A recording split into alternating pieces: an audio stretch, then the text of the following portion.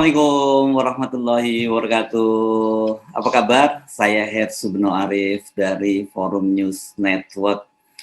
Beberapa hari lalu, sebagian besar dari Anda saya yakin sudah membaca chart atau bagan yang menggambarkan bagaimana kekuasaan Verdi Sambo, mantan Kepala Divisi Propam, ini mengendalikan bisnis gelapnya. Bisnis gelap yang juga disebut sebagai Konsorsium 303 alias judi online. Dalam puncak piramida chart yang disebut sebagai spider analitik itu bertengger nama Verdi Sambo. Di bawahnya ada nama sejumlah polisi, petinggi polisi, Jenderal Bintang 2 yang menjabat sebagai Kapolda di beberapa daerah, para perwira tinggi Bintang 1 dan sejumlah perwira menengah. Ada yang disebut sebagai penyetor dana, tim pemukul, tim putor atau pemungut dan setor, serta nama-nama para judi online besar lainnya. Beberapa nama bandar ini sekarang banyak yang kabur dan diduga sudah melarikan diri. Ini dalam saya kasih tanda petik untuk sementara setelah polisi daerah di beberapa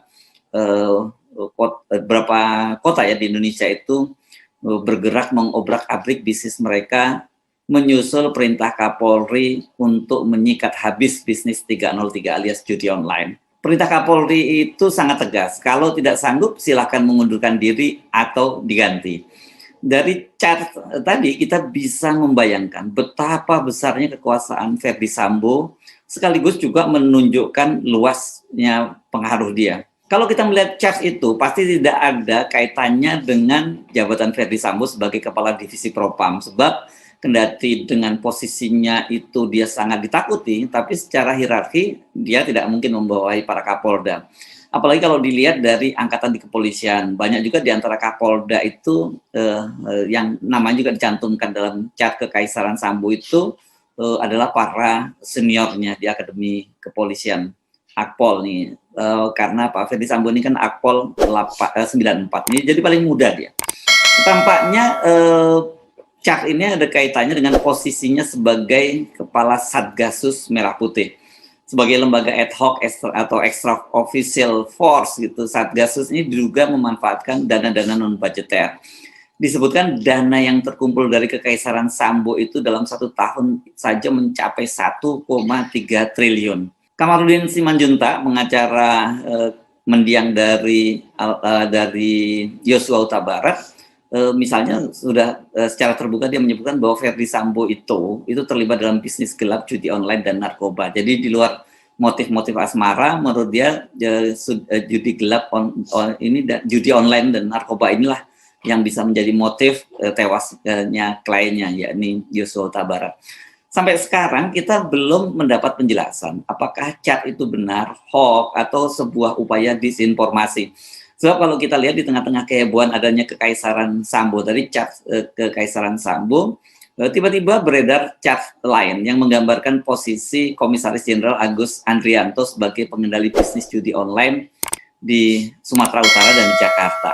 Hanya saja chartnya ini lebih sederhana, hanya terdiri dari 2 lembar saja. Beda dengan chart tadi ya, Kekaisaran Sambo yang membutuhkan chart sampai 6 lembar.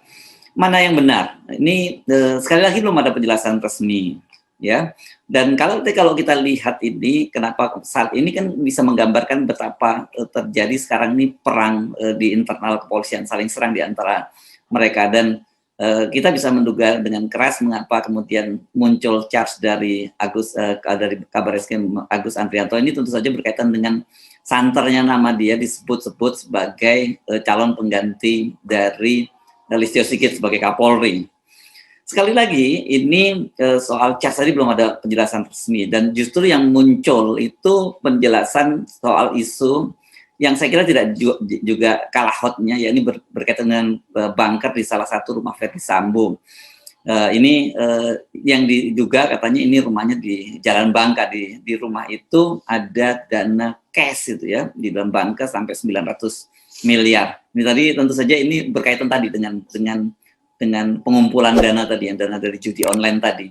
Menurut Kepala Divisi Humas Polri, Irjen Pol Dedi Prasetyo, kabar adanya bunker di rumah Verdi Sambo dan menimbun uang 900 miliar dalam bentuk cash ya, bukan bentuk dalam bentuk yang lain, ini hoax. Walaupun sudah disebut hoax, tapi kalau saya amati percakapan di media sosial itu publik malah sudah terlanjur tidak percaya. Justru dengan disebut hoax itu publik malah sekian meyakini bahwa info itu benar. Karena memang banyak sekali termasuk misalnya sebelumnya adalah Ketua IPW, Indonesian Police Watch, Sugeng Teguh Santoso misalnya menantang Polri untuk buka-bukaan. Kata dia, benar ini soal angka ini. Dan wah, kalau memang betul itu memang serem juga ya. Malumlah soal pembunuhan Yosua ini kan sebelumnya juga apa ya, kalau tadi orang kemudian menganggap bahwa walaupun sudah dikatakan hoax, justru orang nggak percaya karena tadi kan soal pembunuhan Yosua itu pun disebutnya tadinya juga tembak menembak gitu ya. Belakangan bahwa terbukti itu skenario palsu untuk melindungi fakta bahwa dia dieksekusi oleh Ferdi Sambo ya, dengan melalui tangannya Barada Richard Eliezer, bahkan juga Ferdi Sambo juga ikut menembak Brigadir Yosua. Jadi ya jangan salahkan bila publik sekarang ini cenderung apatis dan mencurigai apapun yang disampaikan oleh polisi. Nah ini penting bagi polisi khususnya divisi humas untuk mengubah pola komunikasinya. Ini soalnya public distrust itu sudah terbentuk kan, pastilah mereka juga tahu ada pepatah yang menyebutkan sekali lancung ke ujian seumur hidup orang tidak akan dipercaya. Tapi saya kira dengan pola komunikasi yang baik, kemudian lebih jujur, ini publik bisa kembali diyakinkan. Nah, kita balik lagi soal cas Kekaisaran Sambo dan kekuasaannya. Seperti dikatakan oleh Menkom Polhukam Mahfud MD, lepas benar tidaknya cas kekaisaran tadi, Sambo itu memang sangat berkuasa di Mabes Polri. Dia seperti punya sub mabes di dalam mabes. Ini penjelasan ini sedikit berubah dari keterangan sebelumnya yang dia menyebut ada mabes di dalam mabes. Tapi intinya pokoknya dia punya kekuasaan, punya struktur kekuasaan sendiri di dalam mabes. Saking berkuasanya Ferdi Sambo itu, kata Mahfud MD, bintang 3 atau pejabat di atasnya itu sangat takut dengan dia. Bayangkan kalau bintang 3 saja takut, apalagi para Kapolda yang bintang 2 sama pangkatnya dengan Sambo. Jadi memang bisa disimpulkan Ferdi Sambo itu sangat berkuasa. Bagaimana hubungannya dengan Kapolri Jenderal Listio Sigit? Nah, orang pasti percaya begitu. Kalau ada seorang Kapolri di bawahnya ada orang sangat berkuasa, ini pasti dong dia mendapat perlindungan dari Kapolri atau tidaknya dia itu menjadi orang kepercayaan Kapolri. Benar kan dengan posisinya sebagai Kepala Satgasus Merah Putih itu Sambo itu langsung bertanggung jawab dan menjadi orang dekat Kapolri. Soal ini juga menjadi rumor yang sangat kuat itu terutama saat meledaknya kasus ini dan tim penyidik itu tidak segera menetapkan Ferdi Sambo sebagai tersangka. Telunjuk orang ini langsung tertuju pada Kapolri Listio Sigit. Nah, pasti Listio Sigit ini melindungi Ferdi Sambo. Di media sosial misalnya beredar foto ketika Ferdi Sambo berada di pesawat khusus mendampingi Listio Sigit saat dia masih menjadi Kabar Reskrim dan menjemput Joko Chandra ke Malaysia. Bola panas ini memang segera tertuju kepada Listio seperti saya sebut tadi. Kenapa kok alot banget ya penetapan Sambo sebagai tersangka? Padahal Presiden sudah beberapa kali mengingatkan bahkan memanggil Kapolri untuk segera membuka kasus tersebut secara transparan. Kapolri sampai harus membuat penegasan bahwa Sambo itu bukan sahabatnya. Hubungan keduanya karena secara struktural saja. Sambo Kepala Divisi Propam dan Listio Sigit sebagai Kapolri. Jadi ya memang cukup dekat. Bersamaan dengan itu, seperti akhirnya kita ketahui bersama, Kapolri telah menetapkan Ferdi Sambo sebagai tersangka pembunuhan. Bahkan dia tidak berhenti hanya sampai di situ. Istrinya Putri Chandrawati juga dijadikan sebagai tersangka. Terlibat pembunuhan berencana dan pasal yang dikenakan sama seperti Sambo. Sampai di sini ketika saya kemarin juga mendengar akhirnya istri Ferdi Sambo ditetapkan sebagai tersangka dan pasal yang dikenakan berat, yakni pasal pembunuhan berencana, bukan sekedar pasal laporan palsu atau obstruction of justice. Saya melihat ini sebenarnya dari sisi pidana tarik-menarik kasusnya ini sudah selesai ya. Kapolri Listio Sigit setidaknya sudah membuktikan bahwa dia tidak punya hambatan hierarkis dan hambatan politis terhadap Sambo. Kalau begitu siapa yang tadinya mencoba menghalang-halangi atau setidaknya melindungi Ferdi Sambo? Kalau Kapolri saja sampai harus tarik ulur selama 1 bulan lebih untuk menetapkan Sambo dan istrinya menjadi tersangka, tentu ini ada figur kuat, bahkan kita bisa sebut lebih kuat dari Kapolri Listio Sigit. Dugaan itu menjadi semacam mendapat mendapat semacam pembenaran ya ketika penasihat ahli Kapolri bidang politik dan keamanan, yakni Profesor Muradi, menyatakan bahwa di atas Sambo itu masih ada figur lain yang lebih berkuasa. Siapa? Muradi menyebutnya ini sebagai kakak asuh.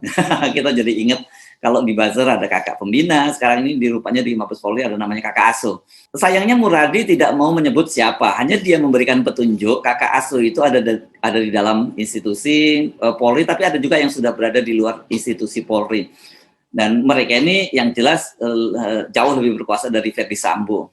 Irjen Ferdy Sambo itu bukan kepala atau pimpinan dari salah satu faksi atau geng yang ada di internal Polri, kata Muradi dalam keterangannya yang banyak dikutip oleh media ini. Dan menurut Muradi, publik perlu melihat sedikit ke belakang bagaimana Ferdy Sambo itu mendapatkan pangkat Jenderal Bintang 1 atau pertama kalinya Brigjen ini pada tahun 2009 lalu, dan itu di masa Kapolri dijabat oleh Idam Aziz. Diketahui bahwa Ferdy Sambo menjabat sebagai, dia dipromosikan pada waktu itu menjadi Direktur Tindak Pidana Umum Barreskrim Polri sejak November 2019. Setahun kemudian, Ferdy kembali dipromosikan Idam Aziz menjadi Kepala Divisi Propam Polri dengan pangkat Irjen. Dari situ kita akan lihat bahwa ada yang jauh lebih senior dari Irjen Sambo dan menjadi kakak asuh dan kawan-kawan yang menjadi bagian dari faksi tersebut. Muradi melihat bahwa Ferdy Sambo itu hanya satu dari beberapa pejabat Polri yang saat ini diarahkan oleh kakak asuh dari salah satu faksi atau geng yang ada di tubuh Polri. Wah, ini jadi menarik dong ya. Makanya begitu kuat sekali. Jadi bukan hanya Ferdy Sambo, ada adik asuh lainnya. Menurut Muradi, jika tim sus bisa memeriksa dan membuktikan ada keterlibatan kakak asuh, maka perlawanan ke Kapolri Listio Sigit Prabowo itu akan bisa meredup. Dari situ, posisi Irjen Sambo dan sejumlah perwira yang menjadi bagian dari faksi yang dimaksud itu akan redup dan tim sus akan mudah melakukan kerja-kerja penangkapannya. Muradi mengaku tidak heran jika ada sebagian dari anggota tim sus yang memiliki kedekatan dengan kakak asuh Ferdy Sambo ini, yang sampai saat ini belum diproses dan dievaluasi keterlibatannya dalam kasus pembunuhan Brigadir Yosua di rumah Ferdy Sambo. Karena kedekatan tersebut, baik yang satu lighting, angkatan, maupun pernah bersama-sama tugas, maka itu ada kehati-hatian yang dilakukan oleh tim sus dalam memproses sejumlah perwira yang lebih senior dari Irjen Sambo tersebut. Sehingga tanpa ada kesan abai dan tidak patuh atas instruksi dan perintah dari Kapolri. Ini saya kira petunjuk yang sangat menarik dari Muradi ya. Ini belum bersih berarti ya, walaupun kasus pidananya sendiri sudah bersih, tetapi pergengan ini yang masih jadi PR besar dari Listio Sigit. Satgasus Merah Putih itu seperti kita ketahui dibentuk pada masa Kapolri dijabat oleh Jenderal Tito Karnavian, sekarang menjadi Menteri Dalam Negeri. Lembaga ad hoc itu dibentuk menyusul adanya aksi 4.11, itu demo terhadap Ahok pada tahun 2016. Kemudian alasannya waktu itu untuk menurunkan tensi dan meredam ketegangan yang muncul.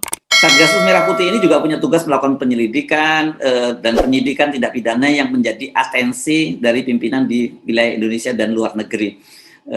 Satgasus juga bertugas menangani upaya hukum pada perkara psikotropika, narkotika, tindak pidana korupsi, pencucian uang, dan pelanggaran Undang-Undang ITE. Jadi ini cakupannya sangat luas ya, dan ini saya kira bisa bisa bertumpuk-tumpuk atau bersenggolan dengan lembaga lain yang ada di situ, yang yakni antara lain misalnya Kabarreskrim. Yang pertama kali menjadi kepala Satgasus itu adalah Idam Aziz, yang waktu itu dia menjadi Kabarreskrim, dan sementara Ferdy Sambo, nah waktu itu dia masih koordinator Spripim atau koordinator sekretaris pribadi pimpinan Polri, itu ditugaskan sebagai sekretaris Satgasus. Jadi waktu itu pangkatnya masih kombes dan dia sudah dipercaya menjadi sekretaris Satgasus. Setelah Idam Aziz menjadi Kapolri, jabatan kepala Satgasus itu langsung diserahkan kepada Ferdy Sambo. Jadi Ferdy Sambo ini memang sangat dipercaya. Nah, pertanyaan kita, siapa yang dimaksud oleh Muradi kakak asuh Ferdy Sambo? Sebab kalau kita ngomongin soal kakak asuh itu di Akpol tuh yang ada tradisi, misalnya angkatan di bawahnya itu dia akan diasuh oleh kakak angkatnya. Misalnya kalau seingat saya dulu Pak Idam Aziz ini walaupun usianya lebih tua dari Pak Tito Karnavian, tapi angkatannya di bawahnya Idam Aziz ini adalah adik asuh dari Pak Tito Karnavian. Nah, siapakah yang dimaksud menjadi kakak asuh ini?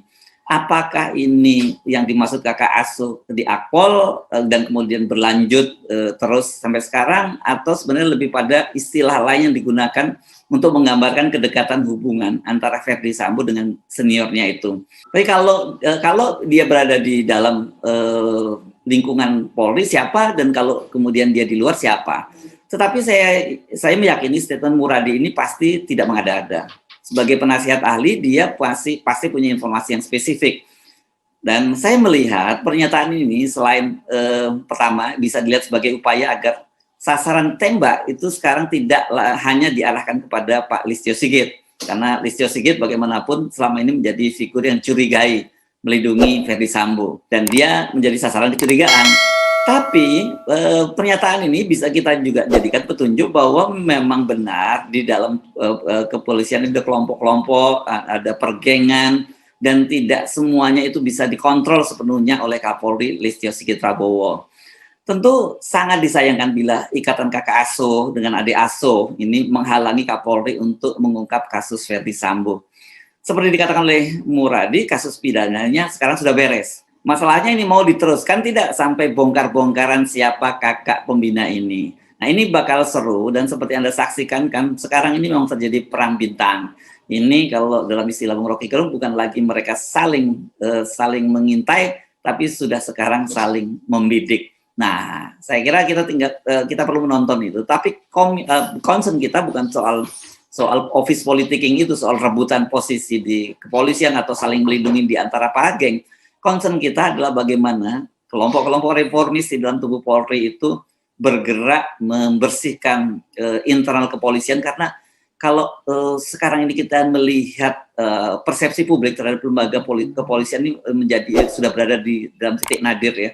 Anda pasti banyak sekali menyaksikan video-video berseliweran bagaimana ketika pasukan polisi ini berbaris. Ini kebetulan karena sedang peringatan 17 Agustus, orang meneriakkan kata Sambo-Sambo. Jadi identik bahwa kepolisian ini identik dengan Sambo, seorang polisi yang jahat, seorang polisi yang membunuh ajudannya sendiri dan kemudian menyusun skenario palsu dan melibatkan ajudan dan istrinya sendiri dalam pembunuhan berencana itu. Saya Hersbun Arif dari Forum News Network. Sampai jumpa lagi. Wassalamualaikum warahmatullahi wabarakatuh.